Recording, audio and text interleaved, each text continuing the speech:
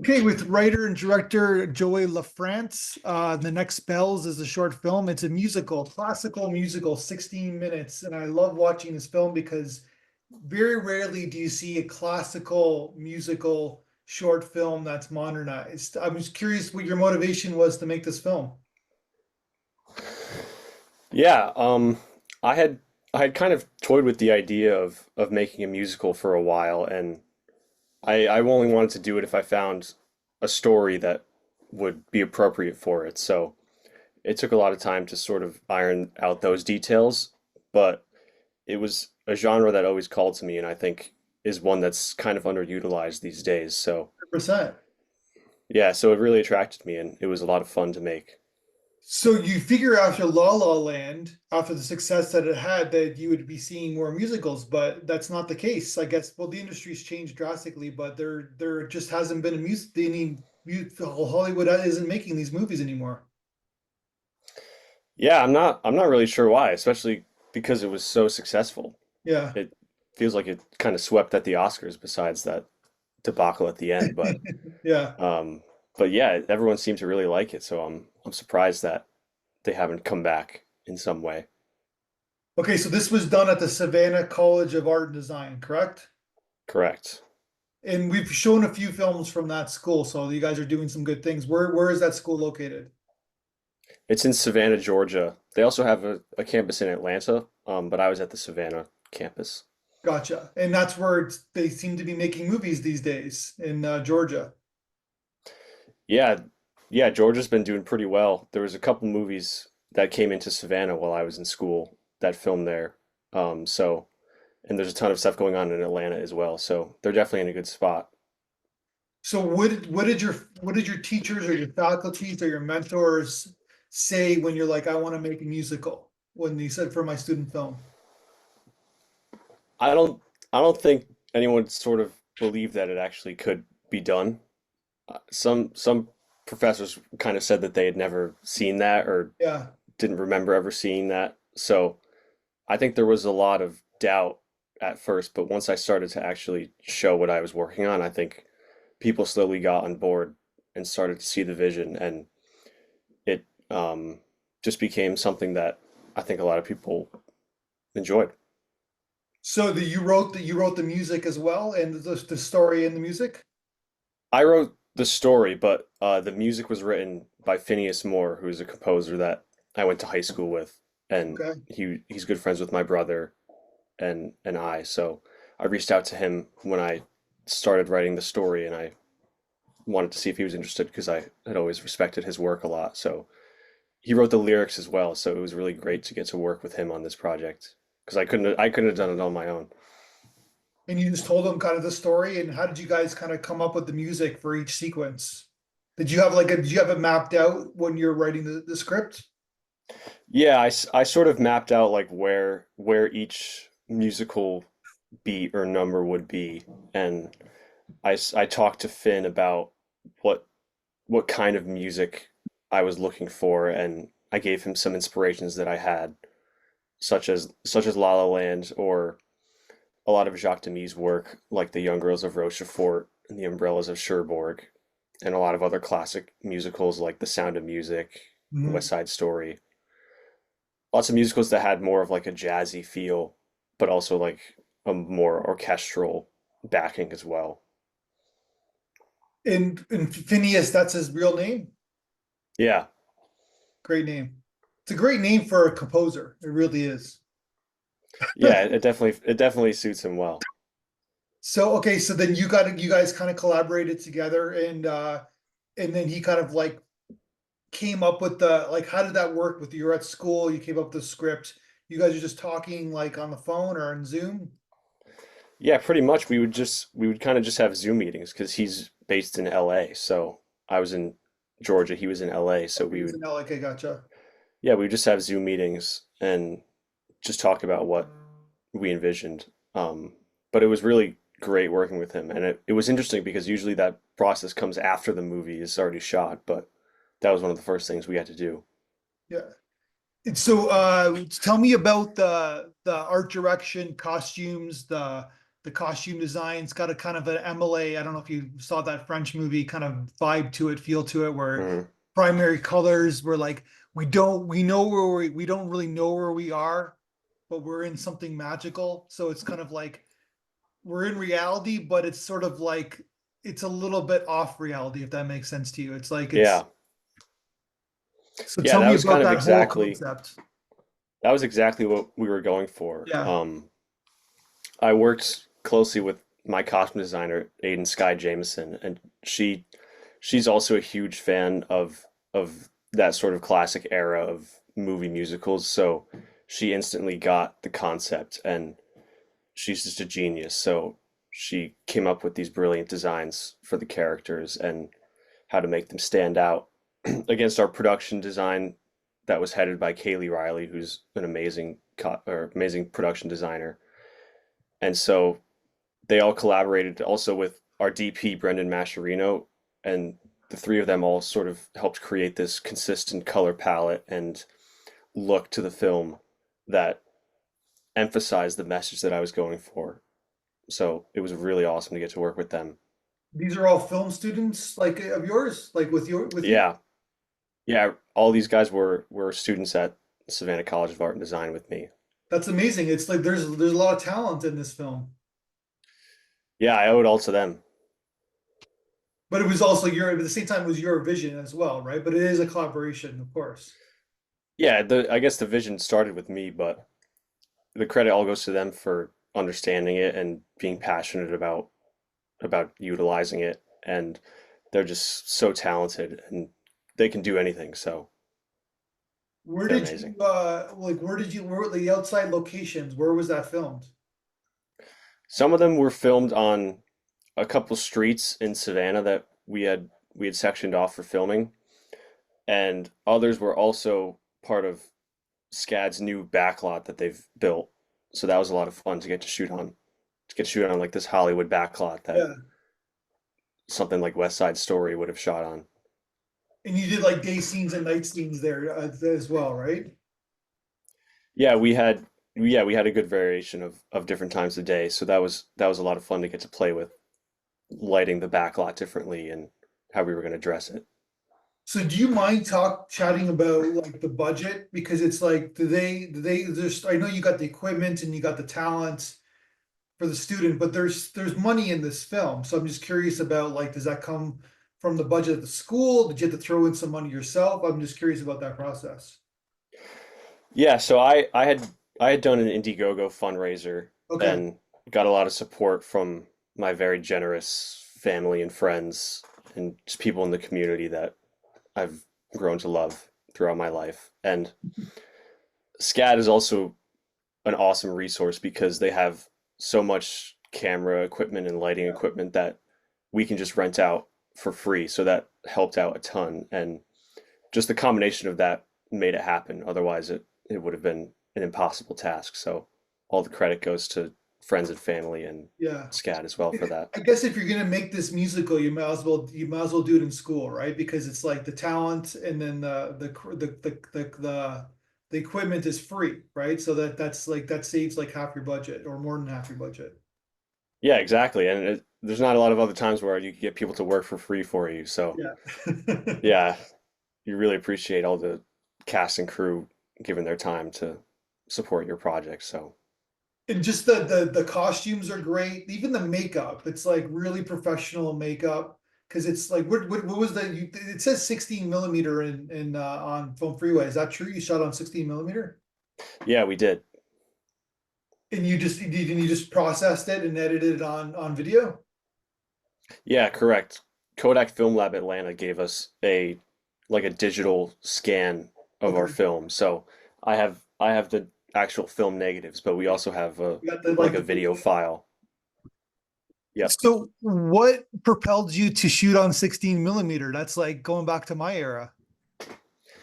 Yeah, I mean all those classic films obviously were shot on film because back in the day they didn't have video, and even something like La La Land was shot on film. So I think it's just sort of integral to the genre to get that look. And I don't think you could achieve that like wide range of colors and light that you could on film that just wouldn't really work on digital, I didn't think. And I think it was just more authentic to shoot it on film as well. But logistically, it's so much harder, right? Like, and you're kind of limited. There's a Oh really yeah. cool like pan shot you got in the film, which I'm curious how you did that on 16 millimeter. Yeah, we had to be incredibly intentional with all of our shot listing and making sure we weren't doing too many takes of anything. Focus Which pulling. shot in particular are you talking about? The one, well, they're like just first of all, talk about the focus pulling because you gotta have a good focus puller for the 16 millimeter. Yes, Wes Collins. If you ever need a focus puller, Yeah. he's the best. Well, he's gonna get a job in all he has to do is show this film. He can get a job in Georgia if he wants. Yeah, he's incredible. The one shot outside where like it's panning around, it's like kind of like the circular shot, classic musical shot. You did Hmm. that on 16 millimeter. Yeah, the whole film was on 16 millimeters, so So tell me about how you did that shot on 16 millimeter. that one was difficult because Yeah. you're talking about the one that was at night, correct? Yeah.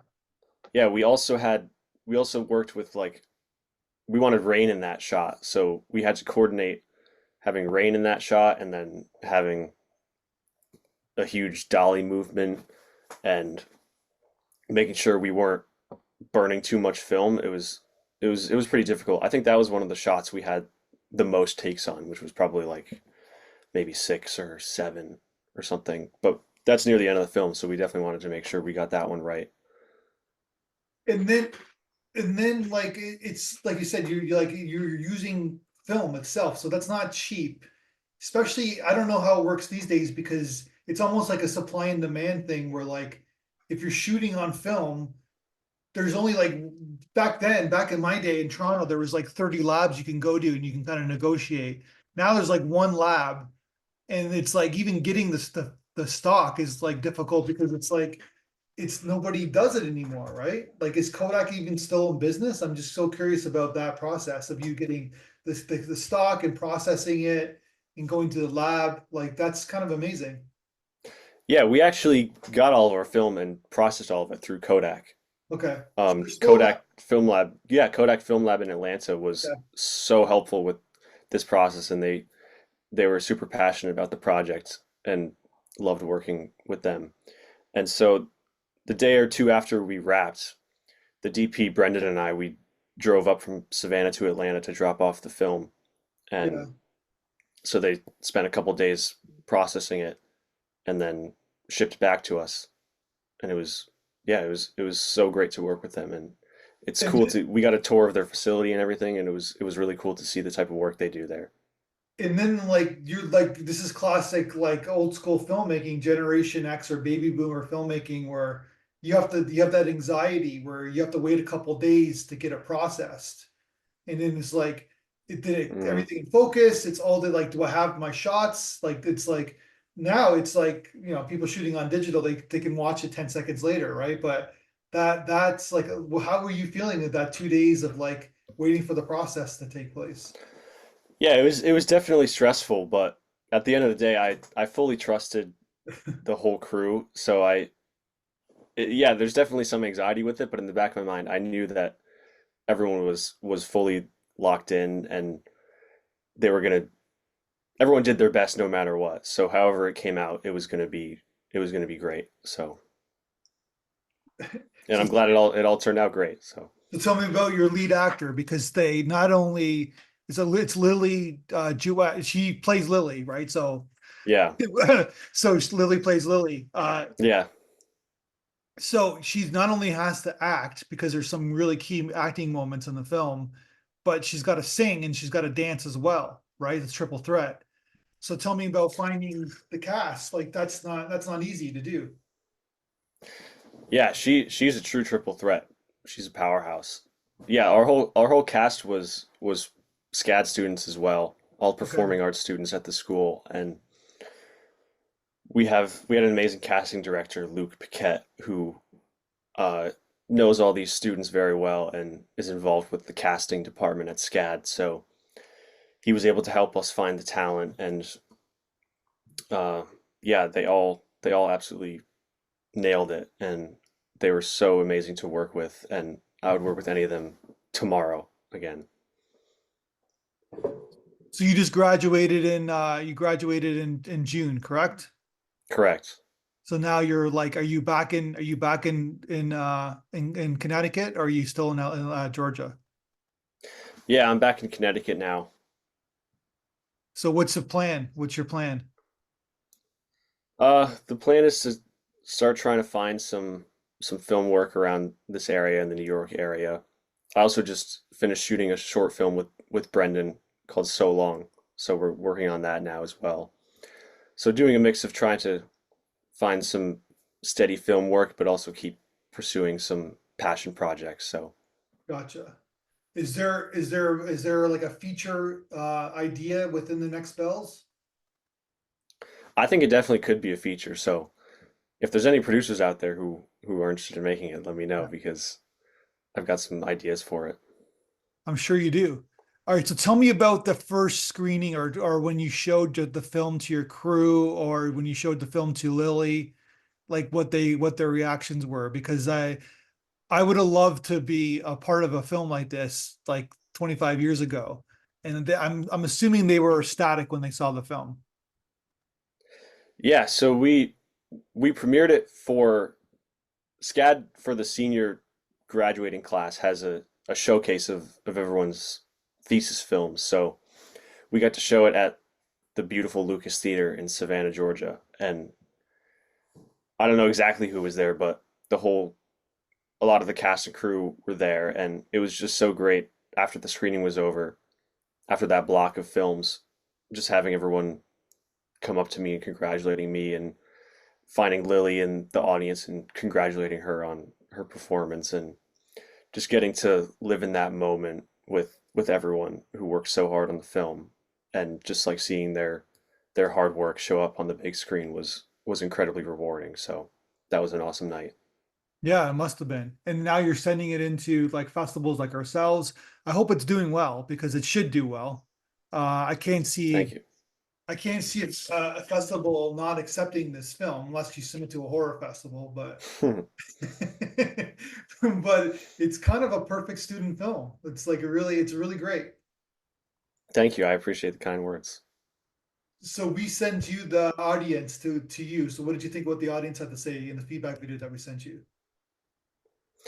It was honestly really cool to see their reactions because at that point no one really outside of the other SCAD students and the families who were at that screening had seen it yet. So it was interesting to see what a third party perspective was on the film, and I was glad to hear that most of the ideas I was trying to convey seemed to resonate with them. And so then you're trying to are you trying to get like work in like the New York area? Is that the next step for you?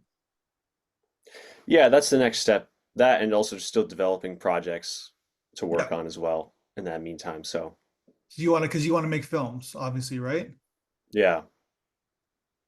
And with like, is there any other genre besides musical that you're interested in? Just kind of like straight up good stories, I'm assuming. Yeah, I don't really want to bound myself by a genre. I'm kind of open to what attracts me is the story. So if the story is there, then so am I. So whatever genre that may be. Are you going to keep in touch with your film students? Oh, for sure. Yeah. I've Yeah. kept in touch with a lot of them. What did Phineas think of the film when he saw it? He thought it was great. It was kind of, there was not really like one moment for him because he was kind of involved from the beginning because Okay. he was reading the script while I was writing it and he was seeing cuts of the film before we were finished so he could start writing some of the other music. So yeah, he just really enjoyed the process and I loved working with him and So yeah, before it was you it was tell me great. about the process of putting the musical the song down on the film, meaning that like this, I'm assuming you kind of you redid it in post-production, like Lily and the other cast came in and kind of did their thing in post-production. Is that the case? Yeah, so we had Lily's the only one that actually sings, so Okay. that made it a little easier. So we had we had recorded an initial version just to use for reference on set, and then after we filmed the movie, we went in and re-recorded all the vocals to make sure that they lined up with the visuals and making sure the performance is exactly where we wanted it. So that was also a really fun process for me because I've never done any music recording, so it was fun to get to step into that world and just sort of experience what it was like to be in the studio a little bit. And then so then, but at the same time, she's got to be in sync as well, right? Like when she's with her song and her lips on screen have to be in sync as well. Yeah, and she was totally locked into it, and it was never even an issue. She pretty much nailed it every time we recorded it. So yeah, Remember she's that. just incredibly talented. Remember that for the future because there's certain actors who are magical at it and there's certain actors who have a real hard time with it. So basically, so remember the good stuff. That's great that she did that. Yeah, yeah, she's incredible.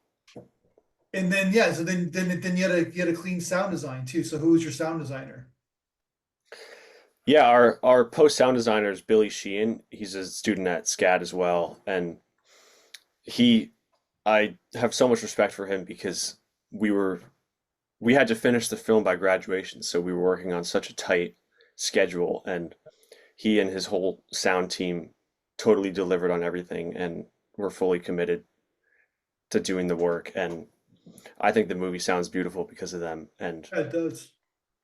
yeah, I really appreciated all the hard work that Well, Billy and I his hope team your put into it. teachers love this film, and because it's I don't know, like I've seen other films from your film school, but it seems like this film itself is like a really good like I would if I was your faculty, I would say look at this film and look at all the talent of all the class, the students. Like you said, the sound design team. You got a choreographer. Lily was even your cast. Eden, your costume designer, right? You have like Hmm. Kaylee, who's your production designer. Then you got Abe and Charlie, who are the producers, right? And Brendan, your director of photography. I'm probably missing somebody else, but that's a pretty great team of graduates. I'm assuming they all graduated. The showcase like what your film school is doing. Yeah, there's a joke we have amongst us students is that at the Savannah Film Studios building, they always have a TV playing with all the students' work from the last year. So Okay. we were always joking like, oh, we want to see our work next year when we come back to visit. So yeah, I hopefully the school appreciates it, and I couldn't have done it without the faculty and the students. So But there's there a little bit of competitiveness with that because that's what I that seems like it's like we got to do better than them. We got to do better than those films. yeah, but it's definitely friendly competition because at the end Yeah, of the day, we're all just filmmakers and we just want to see great films, of and course. we're all sort of working on each other's stuff anyway. So Yeah. we're all friends and we all see each other's process. So I think we all just want each other to There's succeed. nothing wrong with competition. It's like as long as it's healthy and that's what motivates you, right? Yeah, All right, man. Well, congratulations on the film. It was great talking to you and just thank like you. hope it does well for you. Hope it serves you well. Thanks so much. I appreciate it. Thanks.